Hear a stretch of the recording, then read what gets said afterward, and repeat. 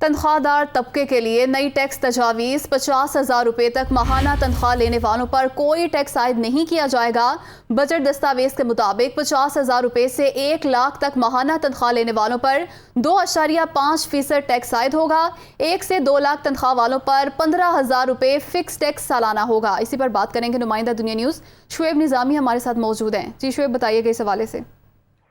जी, वज़ीर ख़ज़ाना डॉक्टर मिफ्ताह इस्माइल ने जब बजट स्पीच की थी तो उनका ये कहना था कि जो सालाना 12 लाख रुपए या माहाना 1 लाख रुपए तक कमा रहे हैं उनके ऊपर जो है इनकम टैक्स ख़त्म किया जा रहा है। ताहम अब वो खुशियाँ जो है वो ख़त्म होने वाली हैं। बुरी खबर है पाकिस्तान में तनख्वाहदार तबके के लिए कि उनके जो रिलीफ की खबरें थी वो ख़त्म हो रही हैं और ये तजवीज़ किया जा रहा है कि 6 लाख सालाना से ज़ायद यानी कि 50,000 से ज़ायद जो भी कमाएगा उसके ऊपर 2.5% जो है वो टैक्स आयद हो जाएगा।